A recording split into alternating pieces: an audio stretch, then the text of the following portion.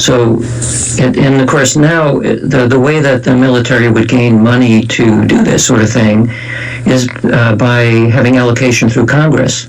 And Congress doesn't do anything anymore, so the money can't move. Well, but you said for 20 grand you could wire the world and we could, look at this data in ways with public input that is unbelievably important but not being done because there's no funding. So right. couldn't you crowdsource some experiments? Like, could you put together a group of people that would actually anticipate the next event based on this apprehension that something bad is coming? Yes, so we've thought about crowdsourcing. Again, it's a matter of timing. We, as like all scientists, are constantly raising money to do their work. We're no different than that. Our job is a little bit more difficult because there aren't that many donors that are interested in this, and also the large foundations are not interested in funding these kinds of things. There's no money for this from the NIH, and there's no from the NSF. Even large private foundations are not interested in this. And to a large extent, it's still because of the taboo. With the taboo here is there are people who have religious objections to looking at these kinds of phenomena. People have scientific objections because it looks like it's a little bit too close to religion. The history of this field, there's certainly among mediums and other psychics, and many of them have been con artists. And so because of all of that baggage, it's unusual to find foundations and even donors who are willing to fund it. So you're saying, in essence, that the problem with studying consciousness is consciousness, or the lack of. No, you can get money to study consciousness as a brain activity. No, I'm talking the real thing. Yeah, not the physiological bells and whistles. I'm talking about what we've just been discussing. Is it possible to get that funded by crowdsourcing it? It probably is possible to get a small amount of money. I mean, we're talking like how do you define small? Well, it's like the Bernie Sanders approach that we were very happy because we're getting $2. He's got 5 million people giving $27 a piece, and he's got $44 million in March alone. Yeah. So it may be possible, and one of our colleagues has tried this in developing a smartphone app and was moderately successful at that. So we could do it, but for me at least, it's a matter of time. I'm so busy doing so many things that this is just one more thing on the list, and I'm not sure that I want to tackle it right now. Delegate, delegate, delegate. We'll hold it there. We're at the bottom of the hour. One last half hour to go, and we're opening the phone lines, and you can ask Dean whatever questions that are on your consciousness. You're on the other side of midnight. My name is Richard C. Hoagland, and we shall return.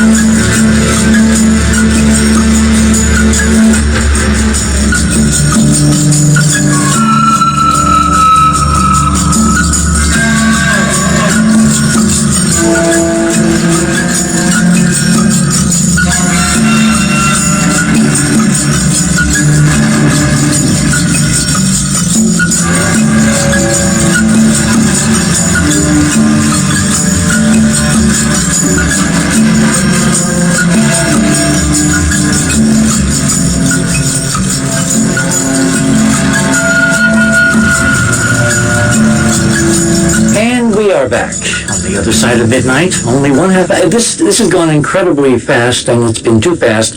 So I guess, Dean, we're going to just have to have you back. Ryan is called in. Ryan, what is your question for Dr. Radin? Two quick questions, and I'll free the line for the next caller.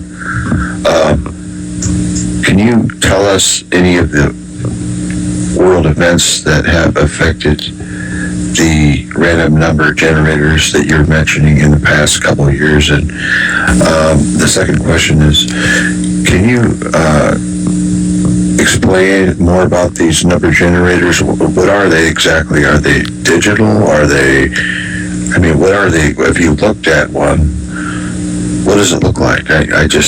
I'm curious about that. I mean, what are the number generators made up of? And I'll just take we probably went a little too fast over that, so if you can back up and do a little technology for us.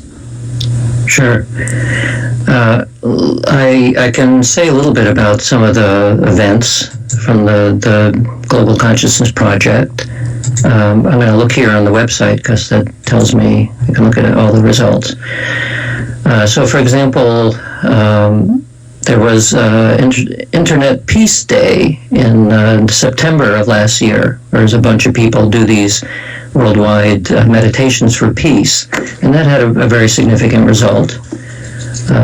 Another one, let's see here, See, again, it's the mass consciousness thing that I'm kind of baffled by, because if in a lab adding more people doesn't seem to change the effect, why can you see effects if it's global and there's millions? I guess I'm missing something.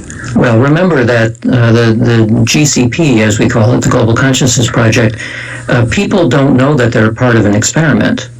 So back in 2014, also on September 21st, there was another worldwide meditation for peace, a very significant result. It's difficult to estimate the total number of people. There are probably 10 or 20 million people involved in this massive meditation. Mm-hmm. And in general, we find that meditation in particular produces better results than for people who are involved in something like a terrorist activity where people's minds are focused on the event, but there's also a lot of emotion associated with it. So I'm talking about in the laboratory, you can't stick 10 million people in a box, so it's more difficult to run. We can do experiments, as our friend Lynn McTaggart has tried experiments where lots of people will look at something over the internet. Yeah, she wrote a book called The Field. Right. And then a follow-up book talking about what she called The Bond, which was kind of an entanglement, and doing experiments to try this over the web, which is very, very interesting and clever results. We can't do everything, so we're very happy that there are colleagues out there doing other kinds of experiments. Gosh, this needs crowdfunding. If anything did, this does, because it involves people, and people should be interested in people themselves. Yeah, you'd think so. One of the miracles, actually, in all of this is that there's always been a small number of scientists for the last 150 years, but that are interested in this, but it takes a fair amount of pushing against the tide. And so there are very few academics who will admit being interested in this because they won't get tenure. I mean, the taboo is very, very strong. And because of that, you don't have very many people who are trained in how to do these kinds of experiments and willing to take the risk. And that goes along with the lack of money, too. Well, if there was more money, would there be more interest at the academic level because, it's publish or perish, that kind of thing? Absolutely. If there was suddenly magic grants coming from the NSF or DARPA or someplace like that, I can guarantee you there will be a lot of scientists who will be very happy to do those experiments. And what does that say about real science and human nature? Anyway, well, Darren is calling in. Darren, you're on the air. Hi, Dean. How's it going? Very good. It's nice to talk to you. Has there ever been a big event like a tsunami or something where it didn't have an effect on the random number generators? Sure. Yeah. In fact, I'm sure we've had one of these events that has a tsunami in it. Let's see. Yeah, the tsunami in the Indian Ocean in 2004, which killed something like 250,000 people. Yeah. That showed an effect in the predicted direction, but it wasn't a significant effect. By Interesting. comparison, the previous month, Yasser Arafat died, and that did show a significant effect. And how do you interpret that? We don't actually know. The effects that we see in each one of these events is fairly small. They're small effects. The reason why we end up with 7 sigma, which is a massive statistical outcome, is because the effects are small but relatively systematic. Systematic, meaning? Meaning that eventually they accumulate, they add up to a massive effect. So you're basically increasing the signal-to-noise ratio with every new event. Exactly.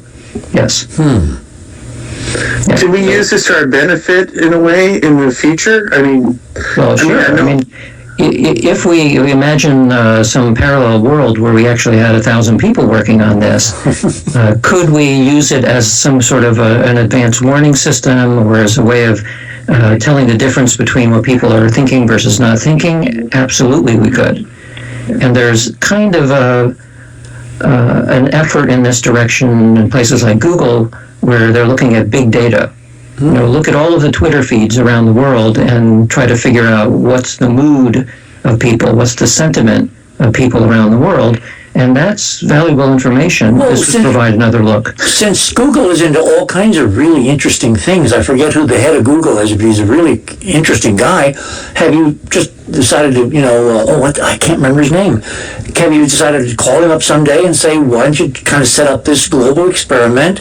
We'll help you. You got the resources. The data could be shared. In other words, it seems to me it's about negotiating, that terrible word, a deal, the right kind of deal. Right. So it sounds like it should be pretty easy. Just call up the head of Google and call up the head of DARPA and make things happen. And of course, that doesn't work that way. Larry Page. Larry Page, So you need to find somebody who